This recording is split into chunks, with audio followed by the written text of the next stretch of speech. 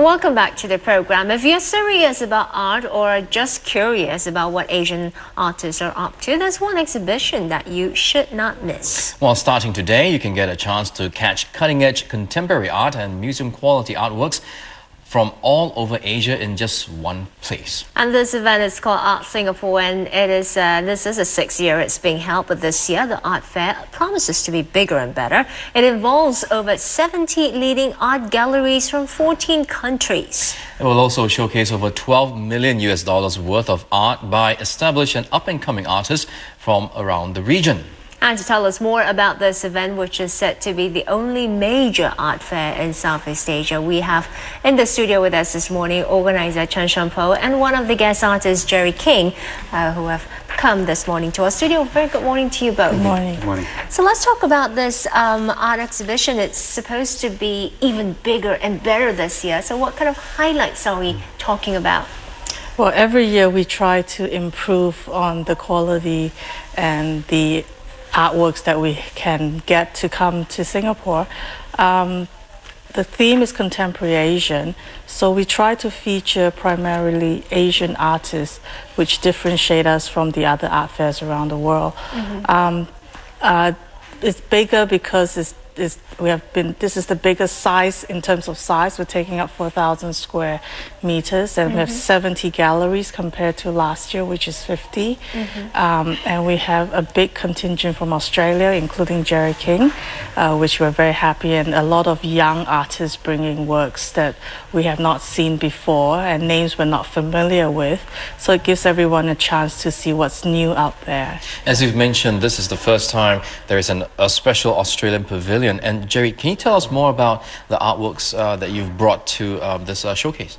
Yeah, certainly. The Australian Pavilion is provided by the Australian Government, Austrade, the export agency, and so it's got a number of galleries in it, and they've all got some very interesting works.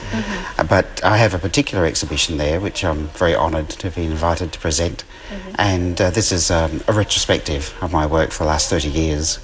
So some of the works I'm showing are approximately 30 years old, and some were finished last week. And I understand it's 30 years of glass. That's right. You work with glass. And yes. what kind of, how many works have you chosen? And what kind of works can we expect? I've chosen 14 works, and because they're from those 30 years, things have changed, and there's generational change, really.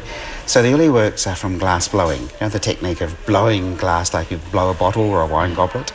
And then the later works are from casting, that is heating glass in a kiln until it changes shape. And in the middle there is sort of fabricated works where you take pieces of glass and join them together cold. So over those 30 years you can see a sort of a change in emphasis of technique, but also a change of emphasis of idea. Now, Shampo, it's also an opportunity to showcase new artists and up-and-coming artists. So what can we expect from new artists this time around? Well, we see a lot of very contemporary, some political statements, some just expression of their ideas. So we see very, very colorful works. For example, we have artists from China. We see a lot of artists from China, Chen Wenling or something, Chen Weiling, because they're all new, so we're not familiar with the names. But the mediums that we usually we have see? sculptures, we have paintings, we have glass, we have mostly paintings, I think, would be majority, but we do have some 3D sculptures. We have, which is a lot of glass this year as well. Did the organizers have a lot of say in perhaps the underlying theme that you wanted all the artists to come up with, or were they left on It their was own to choose individual what they wanted? galleries decide what they present, but usually beforehand they will send us images of the works that they're going to show. They give us bio of the artists and also give us some idea of the portfolio the artists have done, and then we assess the quality to make sure it's of a certain standard, and then they are welcome to participate in the fair. Now, this is the 6th time that this showcase is being done. Is it different from past years in terms of trends and the kind of artwork that you've seen? This year we see a lot more Chinese from China. I think there's a very huge display of Chinese artists. One of the other main feature is a Chinese artist called Mao Xiaocun, which is the next big thing right now, and his hot property. He's being exhibited everywhere around the world, and Singapore is the first time. His work is called The Last Judgment in Cyberspace, and he used himself as his own image to render digitally in computer graphics. I see. Yeah, and then it's very interesting. Yeah. Well, that's the in thing you're saying, but Jerry, when it comes to glass, what's the trend right now? Because you said in the past it was about blowing glass, and then it evolved. Yeah. Trend's a difficult word for art because as an artist, the idea is to be unique, you know. So artists such as myself aren't looking for a trend to follow, but rather are sort of trying to break new ground. And glass is in that breaking new ground category. As an art form, it's been in use by artists for 30, 40 years, and it challenges all the notions of art. For example, it has transparency that very few materials have, and so you get a quality of an art sculpture that you don't get from other types of sculpture. And glass is the wonder material of the age. You know, glass has changed architecture. Absolutely changed it, fundamentally changed architecture. Glass is changing all sorts of industrial processes. I mean, it's said by engineers that soon a car roof will be made of glass.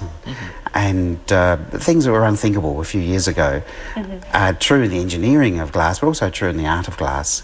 And glass artists from around the world, and there's a few countries which are particularly prominent, and Australia is one of those. Is it very, would you say that that medium, glass, is a more difficult medium to work with? It's a very hard mistress, very hard, yeah. There's so many things that can go wrong.